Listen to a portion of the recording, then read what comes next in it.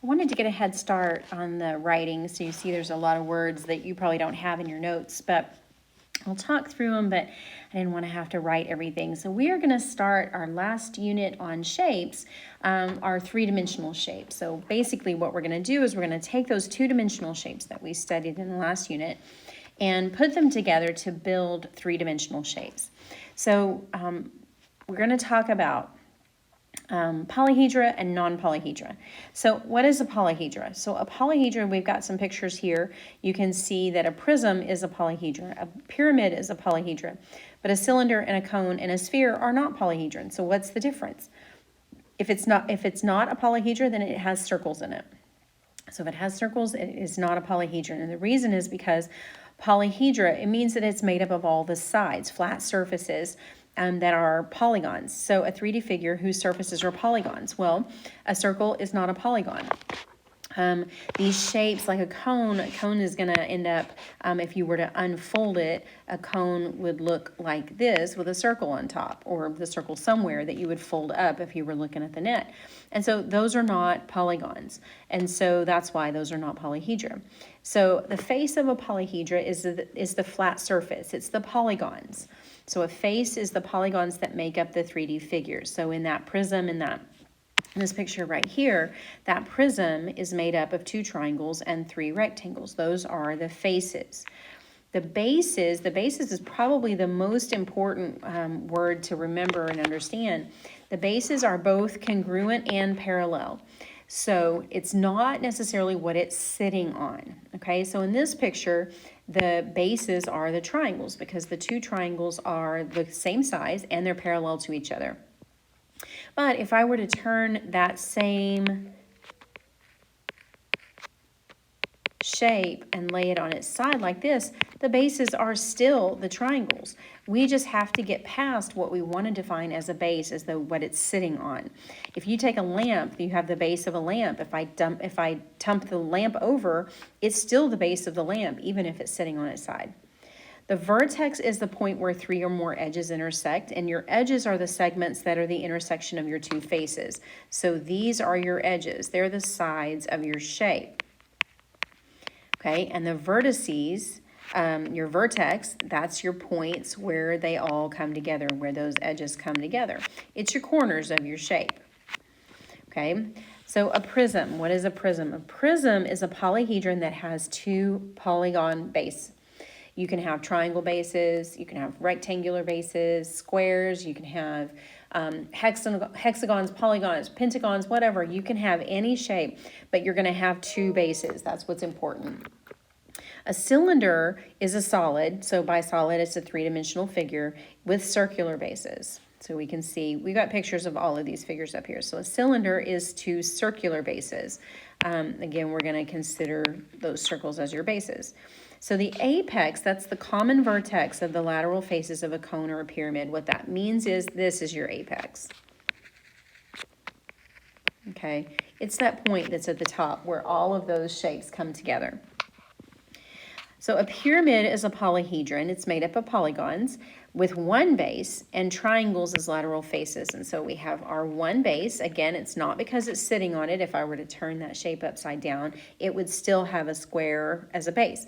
Again, with a pyramid, you can have different shaped bases. You can have rectangles and pentagons and hexagons and triangles. You can have all different shapes.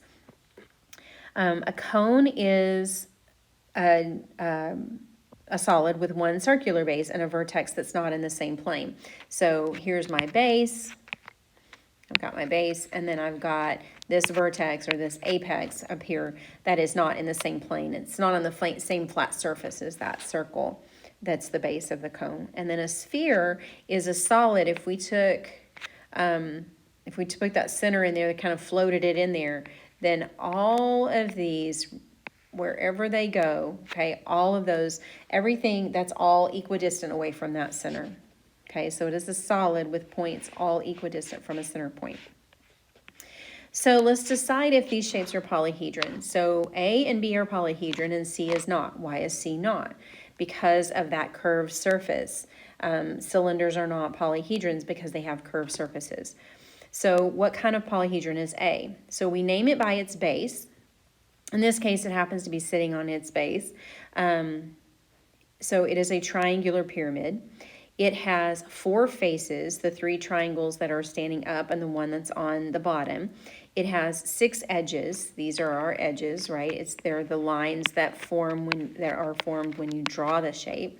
There are 6 edges and there are 4 vertices. 1, 2, 3, 4. 4 corners. Okay, so B, it is a prism because there is a top and a bottom, or I need to be careful not call it a top and a bottom. It's not a top and a bottom. There are 2 bases that are congruent and parallel.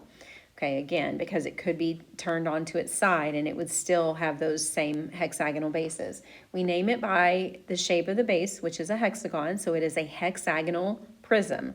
So pyramids and cones come to a point, cylinders and prisms do not. Okay, there are 8 faces, the 2 hexagons and the 6 rectangles. There are 18 edges, 6 around the top hexagon, 6 around the bottom hexagon, and then the 6 that attach those together. And then there are 12 vertices, 12 connection points, if you will, right? All of these are connection points, are vertices. And then since C is not a polyhedron, it doesn't have faces and vertices and edges. Now the box on the bottom, the prism on the bottom would, but the shape as a whole is not. Now there's a theorem. If you look at these, let's look at the numbers that we just did. And here's what I want you to see. I want you to see the relationship between the faces and the vertices. The faces and the vertices. So notice that the faces and the vertices are 8 and the edges are 6. And the faces and the vertices are 20 and the edges are 18. Here's what Euler's theorem says. Euler's theorem says that if you add the faces and the vertices, that is the same as the edges plus 2. They will always be, those 2 added together will always be 2 more than the edges. So if we look at this polyhedron over here on the right, let's look and see how many faces we have. So we have this front face, this is our base, right? Here, we have this base, then we have the one in the back, that kind of arrow shape. So we have 1, 2, and then we have the top, and then we have the front and the back, 1, 2, 3, 4, 5, 6, 7. So we have the front and the back, and then we have, so we have the 2 on the back, and actually there's 2, and then there's 1, 2, 3, 4, 5, 6, 7, 8. So we have 8 faces. We have 1, 2, 3, 4, 5, 6, 7, 8, 9, 10, 11, 12. So we have 12 vertices. That's 20. Okay, so we should have edges plus 2. So that is edges plus 2. So 20 equals edges plus 2. So there should be 18 edges. Now we can count that, okay, because we have these different pieces. So it's the intersection of 2 planes. So we have 1, 2, 3, 4, 5, 6, 7, 8, 9, 10, 11, 12, 13, 14, 15, 16, 17, 18. So we did have 18 edges, and we just showed that that works with Euler's too. So is it possible for a polyhedron to have 16 faces, 34 vertices, and 50 edges? Well, let's check that against Euler's. So remember that Euler's is faces plus vertices. So flat surfaces plus corners. So we would take 16 plus 34, and that would give us 50. Okay, so 50, our faces plus our vertices, is supposed to be our edges plus 2. So our edges should be 52. Or our edges should be 48, right? And then we should have, it should be 52. Edges plus 2 should be 52, but it's not. Okay, so we have edges, if we have 50, if we have 50 faces and vertices, then we should have 48 edges, not 50 edges, okay? Now, if you take a 3-dimensional figure and you basically like slice it open along the edges, what it's going to create is a net. A net is a 2-dimensional representation of all the faces of a 3D solid. So if you take this pentagon, notice that I have this pentagon on top and the pentagon on bottom. And if I were to fold this up, right, if I score it here at all these edges right here, if I were to fold it up and fold each of these up, it's going to form that pentagonal prism. Okay, that's what a net looks like. Because basically later on when we start getting into lateral area and surface area, it's important for you to be able to realize that yes, there are formulas, but if you really got in a bind, you could use the net because you know how to find the area of a square, you know how to find the area of a rectangle or of a pentagon or a triangle or whatever. So you know how to find the area of two-dimensional shapes, and we can use that to find the lateral area and the surface area of a three-dimensional shape. Okay, we also have cross sections. So a cross section is an intersection of a solid and a plane. So basically you're just slicing through a solid. So imagine that our solids, our three-dimensional figures, are foam. They're made of foam, and we're going to take a big wide blade, butcher knife, and we're going to cut through it. So if we slice through a sphere and then look at the surface that is created, hold it up, you would see a circle. Okay, because it would kind of create two halves that look like this, right? If we were to cut it in half. And so our cross section is that circle right there. Okay, so let's look at some nets. Name the figure created by each of the nets below.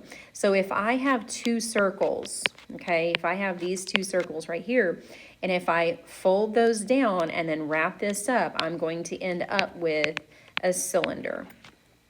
Okay, so I have 1, 2, 3, 4, 5, 6. If I fold these two pieces up, like one of them down and one of them up, and then wrap this other one around, I'm going to end up with a cube or a square prism. Now this one's a little bit tricky, the circle with the little Pac-Man thing. It's a little bit tricky, but if you can imagine folding it up and then wrapping this around, it's going to end up looking like a cone. And then this last one, we have these two. These would be our bases. So that's a triangle. And then, so there are two bases, which means it's automatically a prism. And then the two bases are triangles. So this is going to be a triangular prism. If it has two bases, it's a prism. If it has one, then it's a pyramid. And then if it has circles, if it has two circles, it's a cylinder. And if it has one, it's a cone. Okay, so let's look at these cross sections. So these are kind of nice. You can see on their drawn ends. So if I were to slice this rectangular, it's a rectangular pyramid. Okay, it's a rectangle, I can tell because these sides are marked. Those two sides are not congruent to each other. So that, and it's got right angles, which means that it's a rectangle. So this is a rectangular pyramid. Well, if I have a horizontal, so this is a horizontal plane, and if I cut through horizontal, I am going to create a rectangle. So when you slice parallel to the base, you get the base, the shape of the base for a prism. Okay, so again, if I look at this one, this is a prism because I have two bases. I am slicing through it horizontally, or you could look at it slicing through, actually you're slicing through this one vertically, right? This is a vertical slice because my rectangle is up and down. So I'm going to slice through it vertically, but I'm slicing parallel to the base. Again, then my shape is going to be the same as the base. Okay, now on the last one, I'm cutting across diagonally. Okay, so you kind of have to be creative with it, but you can see this right here. If I just cut off the corner and then look at that flat surface that's left, that flat surface, that cross section is going to be a triangle. So what cross section would be formed if I take a square pyramid and I intersect it with a plane parallel to the base? So imagine that you have your pyramid. Let's go back up and look at that.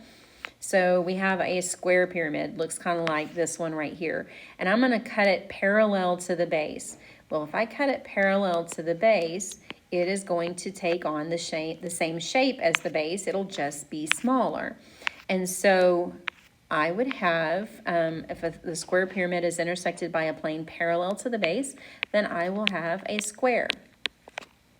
A cylinder intersected by a plane perpendicular to the base. Remember, the base is a circle. So if I take a cylinder like this and I cut it perpendicular to the base, then it's going to look like this. So imagine taking a can of cranberry sauce, that jelly cranberry stuff that we eat at Thanksgiving, right? You dump it out of the can and it's setting on its circle, and then you cut it vertically and you look at that shape. What you're going to end up with is a rectangle. Okay, so what if we have a sphere that's intersected by a plane? We just saw one. That's going to give us the circle. We can see that circle. And the size of the circle depends on where we cut it. If I cut closer to the top or to the bottom, then that's going to be a smaller circle. If I cut it directly through the middle, that's what we call the great circle. It's the biggest circle you can get out of a sphere. A square pyramid is intersected by a plane perpendicular to the base that passes through the apex. Let's go back to our picture up here to see it a little bit better. So I want to go perpendicular to the base and through the apex. It's kind of hard to draw, but basically I want to go perpendicular to the base. Okay, so what this is going to cut, when you look at it, imagine this is a solid piece, right? A solid piece of foam or something, and you cut it, it's going to go down the side and over here, so it's going to look like that. That's how it's going to slice. So it's going to form a triangle, and not just any triangle, but an isosceles triangle if you cut directly through the middle. Okay, so we're going to get a triangle.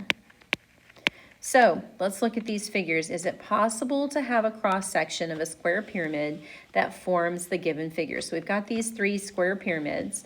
Do the cross sections exist? Okay, so a square, can we get a square cross section? We've talked about this. Because the bottom is a square, if I slice through it horizontally, I will get a square. Now I know it's kind of hard to see that, but this is not drawn very well, but we will get a square if we slice through it horizontally. So yes, we are able to get a cross section of this pyramid, okay? And it would be, so what about an isosceles triangle? Well, we just talked about that. If we cut it right through the middle, we would get that isosceles triangle. Okay, so that is possible if we cut directly through the vertex, the apex, and then through the sides perpendicular to the base. So how about a rectangle that's not a square? Is there a way to get that? And so we kind of look, and maybe we think, okay, we could cut, maybe we cut it a diagonal, but if I cut it a diagonal, look at what's going to happen. Because the top is narrower than the bottom, this is actually going to give us a trapezoid, not a rectangle, because the pieces are smaller up at the top. And so that gives us a trapezoid. So they're really, even if you cut it vertically this way, cut it straight up and down, you're still going to get this trapezoid. So there's not a way to get a rectangle if you start with a square pyramid. Okay, so this is mainly just getting us familiar with vocabulary, kind of looking at three-dimensional figures and thinking about how they cut. Understanding the bases of these three-dimensional figures is going to be really important, because that's where we're going to get a lot of the information that we need for finding the area and the volume of each of these figures.